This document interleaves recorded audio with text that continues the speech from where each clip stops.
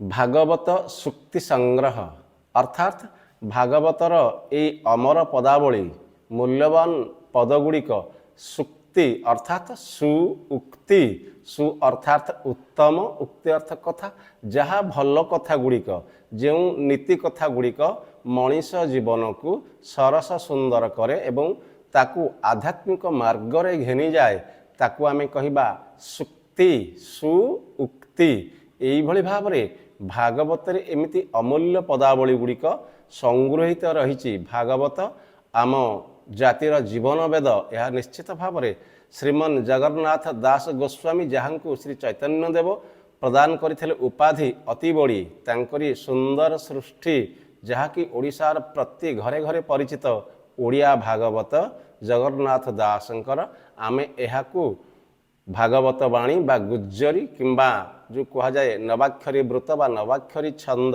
यही व्रतरे एहाकू आमे आज आवृत्ति करिबा एवं आलोचना मध्य करिबा। एथिरे आवृत्ति एवं आलोचना विशेषकर पिला माने खूब सुंदर भाव में बुझी पारला भली एही परिप्रेक्षी रे आमे आसंतु एहाकू आवृत्ति करिबा। अनेक जन्म तप फले मनुष्य जन्म मोहितले ता जन्म धन्य ए संसारे जे रहे पर उपकारे जे प्राणी परे हिंसा करे देवता पूजी से न तरे।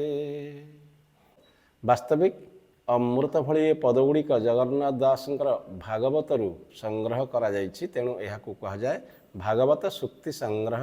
यही सुक्ति गुड़िक कौन गोटे अध्याय रे रचित होई नाही द्वादश स्कंद भागवत जो कहा जाउछि सबु मध्यरु सार सार यही पदगुड़िक आनी एहाकू कहा जायछि भागवत सुक्ति संग्रह। आमे छोट पिला मानक निमंते यह अत्यंत शिक्षणीय।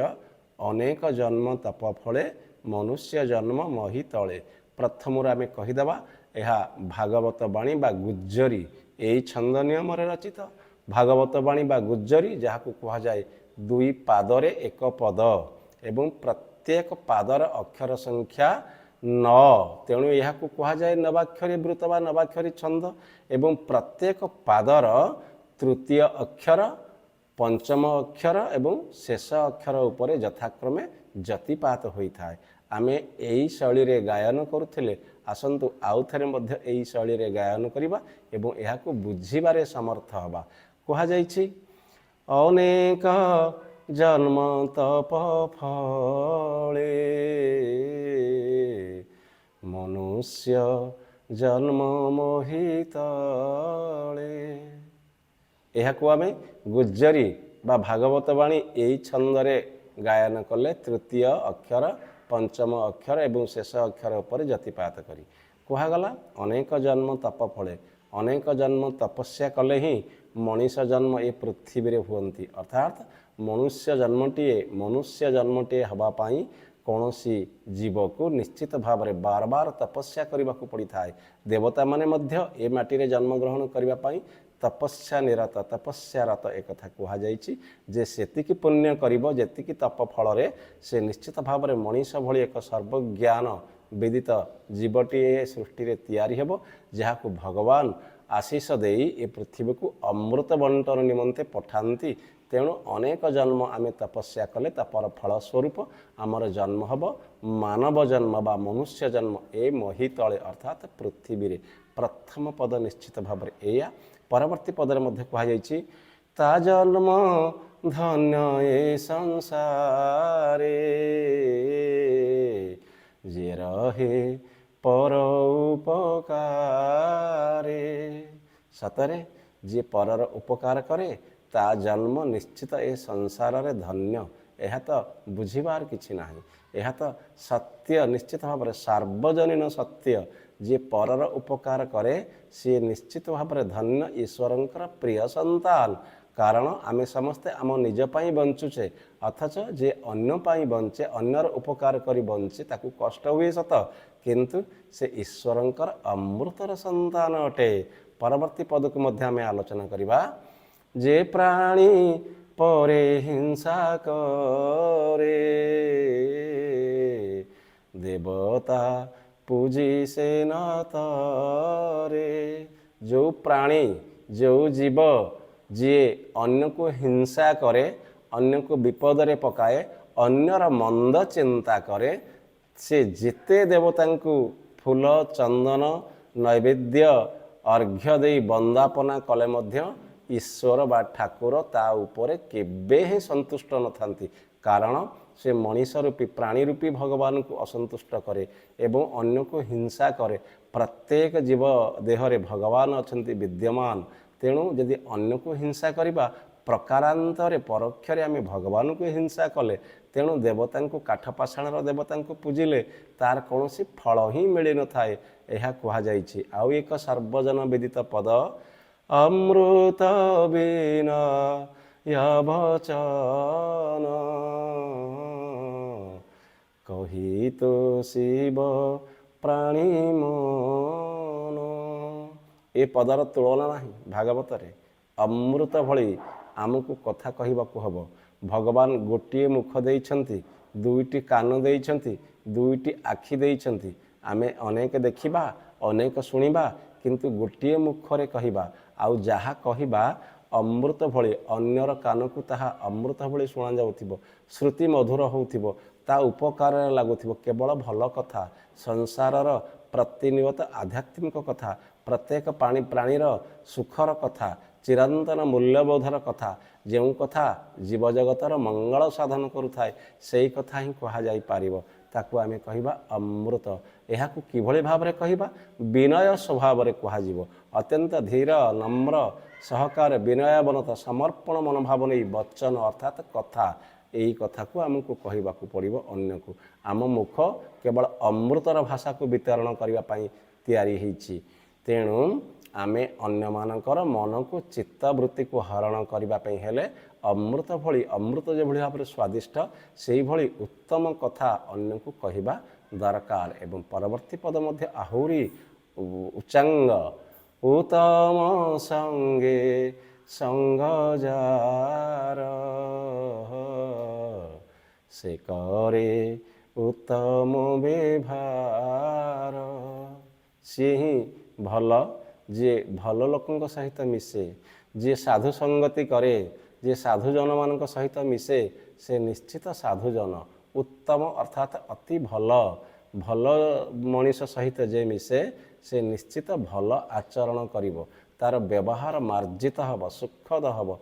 एवं जे निश्चित भाव में पुण्यात्मा साधु संगति लाभ करे, जे भल भल मनीष तांक सहित मिसे तार आचरण उच्चारण सबू ही भल हुए। परवर्ती पद आहुरी मध्य सुंदर पदटीए। साक्षाते गुरु जे ईश्वर गुरुंकु नमणि बनर। भागवतर ये पदगुड़िक सर्वत्र प्रयोज्य। साक्षात जो कहा जाउछि परम ब्रह्म ईश्वर होचंती गुरु, जे आमको प्रथम ईश्वर संधान दियंती, पितामाता संधान दियंती, संसार संधान दियंती। नुआ जन्म आमर हो जाए गुरु संस्पर्श आसिले एवं गुरु को आमे मनीष बोली विवेचना करवा नहीं। गुरु ईश्वर रूपरे भगवान रूपरे आम पाखरे विद्यमान। अत्र गुरु को किभଳି भावरे पूजन करा जिबा दरकार, गुरु को किभଳି सम्मान दबा दरकार ताहा टिके अंततः कमी जाइए। किंतु आमको निश्चित भाव में फेरी आसवा पड़ो से वैदिक संस्कृति को, वेदर जुग को, जो जुग भारतर आध्यात्मिकता को नहीं विश्वस्तर में पहुँचे देती, जे गुरु माने ही साक्षात ईश्वर परी आमे तांको मनीष बोली विवेचना करवा नहीं। से माने नर देहरे अमर, कारण से माने आम देहरे नुआ जीवन संचार करती। बुद्धि वृत्ति ज्ञान कौशल इत्यादि से माने प्रयोग करी आमको गोटे सर्वांग सुंदर जो कह परिपूर्ण मनीष भाव में तैयारी करती यही गुरु। तेणु से ईश्वर सहित समान यही कथा कह जाइछि। महते जहा चरिबे इतरे ତାହା ହିଁ କରିବେ। ମହତେ ଯେ ମହତ ମଣିଷ, ବଡ଼ ମଣିଷ, ଜ୍ଞାନୀ ଏବଂ ବୁଦ୍ଧିମାନ ବ୍ୟକ୍ତି ଏବଂ ଯିଏ ବୟୋଜ୍ୟେଷ୍ଠ ବ୍ୟକ୍ତିମାନେ ଯେଉଁମାନେ ଜ୍ଞାନଗର୍ଭା ସେମାନେ ଯାହା କରନ୍ତି ଇତର ପ୍ରାଣୀମାନେ ଅର୍ଥାତ୍ ତାଙ୍କଠାରୁ ଯିଏ ଛୋଟ ଯିଏ ତାଙ୍କୁ ଅନୁକରଣ କରନ୍ତି ଏଇ ମହତ ମଣିଷଙ୍କୁ ସେମାନେ ଇତର ବା ଛୋଟ ଏଇ ଜୀବମାନେ ଏଇ ପ୍ରାଣୀମାନେ ମହତ ପ୍ରାଣୀମାନଙ୍କୁ ଅନୁକରଣ କରନ୍ତି, ତାଙ୍କର ପଶ୍ଚାତ ଗମନ କରନ୍ତି। କାରଣ ଭଲ ଲୋକମାନେ, ବଡ଼ ବଡ଼ ଲୋକମାନେ, ଜ୍ଞାନୀ ଲୋକମାନେ, ବିବୁଦ୍ଧ ପଣ୍ଡିତମାନେ ଯେଉଁ ରାସ୍ତା ଦେଇ ଯାଆନ୍ତି ସାଧାରଣ ବର୍ଗ ସେହି ରାସ୍ତାକୁ ବାଛିଥାନ୍ତି। ଏଇ ପଦଟିର ଅର୍ଥ ହିଁ ଏଇଆ ହେଉଛି। ନିକଟେ ଥିଲେ ଅନାଦର ଏହିଟି ସଂସାର ବ୍ୟବହାର। ବାସ୍ତବିକ ଏ ପଦର ଅର୍ଥ ଦ୍ୟୋତକ ଭାବନା ସୃଷ୍ଟି କରିଥାଏ। ନିକଟେ ଥିଲେ ଅନାଦର ଏହିଟି ସଂସାର ବ୍ୟବହାର। ଯେତେବେଳେ ଆମ ନିକଟରେ ଦୁଷ୍ପ୍ରାପ୍ୟ ବସ୍ତୁ ଥାଏ ଆମେ ତାହାର ସଠିକ୍ ଉପଯୋଗ କରୁନା, ଯେତେବେଳେ ସେ ବସ୍ତୁକୁ ଆମେ ହରେଇ ଦେଉ ହରେଇବାର ଫଳ ଆମକୁ ଭୋଗ କରିବାକୁ ପଡ଼ିଥାଏ। ଆମେ ତା ପାଇଁ ଝୁରି ହେଉଥାଉ। ଆମ ପ୍ରିୟ ମଣିଷ ଯେତେବେଳେ ଆମ ପାଖରେ ଥାଏ ଆମେ ତାର ଗୁରୁତ୍ୱକୁ ସେତେ ଉପଲବ୍ଧି କରୁନା। ଯେତେବେଳେ ସେ ପ୍ରିୟ ବ୍ୟକ୍ତି ବା ପ୍ରିୟ ବସ୍ତୁ ଆମଠାରୁ ହାତ ଛଡ଼ା ହୋଇଯାଏ ସେତେବେଳେ ଆମେ ଦାରୁଣ ଦୁଃଖରେ ଅନୁତାପରେ ଜର୍ଜରିତ ହେଉ, ସଢ଼ିଯାଉ। କାରଣ ନିକଟରେ ଥିଲେ ଗଙ୍ଗା ଜଳକୁ ବି ବ୍ୟକ୍ତି ଅପମାନ କରନ୍ତି, ନିକଟରେ ଥିଲେ ଚନ୍ଦନ ବୃକ୍ଷକୁ ବି ସବରୁଣୀ ତାକୁ ଜାଳ ରୂପରେ ବ୍ୟବହାର କରେ, ନିକଟରେ ଥିବା ଅତ୍ୟନ୍ତ ଜ୍ଞାନୀ ଜନମାନଙ୍କୁ ମଧ୍ୟ ଆମେ ବେଳେବେଳେ ଅଣଦେଖା କରୁଥାଉ। ଇଏ ହେଉଛି ଏ ସଂସାରର ବ୍ୟବହାର, ଏ ସଂସାରର କାର୍ଯ୍ୟ। କାରଣ ଅନାଦର ଅର୍ଥାତ୍ ନ ଆଦର ଅନାଦର। ଆମେ ସଂସାରରେ ପ୍ରତି ଉତ୍ତମ ବ୍ୟକ୍ତିଙ୍କୁ ପାଖରେ ପାଇ ଆଦର କରୁନା, କିନ୍ତୁ ପାଖରୁ ଗଲା ପରେ ଆମର ବେଶ ମନେ ପଡ଼ନ୍ତି ସେମାନେ। ଏଇ କଥା କୁହାଯାଇଛି। କର୍ମ କରଣେ ଫଳ ପାଇ ପ୍ରାଣୀତା ଅବଶ୍ୟ ଭୁଞ୍ଜଇ। ଆମେ ଯେମିତି କର୍ମ କରିବା ଆମେ ସେମିତି ଫଳ ପାଇବା। ଏହାର ସିଧାସଳଖ ଅର୍ଥଟିଏ ହେଉଛି ଏଇଆ ପିଲାମାନେ। କର୍ମ କରଣେ ଆମେ ଯେଭଳି ଭାବରେ କର୍ମ କରିବା ଆମେ ସେଭଳି ଭାବରେ ଫଳ ପାଇବା। ପ୍ରାଣୀ ଏଇ ଫଳକୁ ଅବଶ୍ୟ ଭୁଞ୍ଜଇ ଅର୍ଥାତ୍ ଭୋଗ କରଇ। ଖାଇବା ଅର୍ଥରେ ଭୁଞ୍ଜିବା ଏଠାରେ ନୁହେଁ, ଭୋଗ କରିବା ଅର୍ଥରେ। ପ୍ରାଣୀ ସମାଜ ଅବଶ୍ୟ ନିଶ୍ଚୟ ତାକୁ ଭୋଗ କରେ। ମୁଁ ଯେଉଁଭଳି ଭାବରେ କର୍ମ କରେ ମୁଁ ସେଇଭଳି ଭାବରେ ଫଳ ପ୍ରାପ୍ତି ହେବି, ଏହା ତ କୁହାଯାଇଛି। ଏବଂ ଶେଷରେ ଅତି ସୁନ୍ଦର ଭାବରେ କୁହାଯାଇଛି ପରମ ଶାସ୍ତ୍ର ଭାଗବତ ଅଭ୍ୟାସ କରୁଥିବ ନିତ୍ୟ।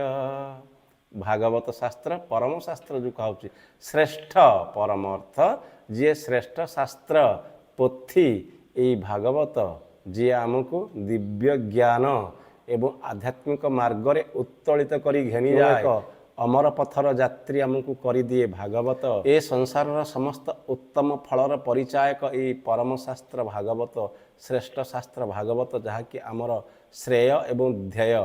ଆମେ ତାକୁ ପ୍ରତିନିୟତ ଅଭ୍ୟାସ କରିବା।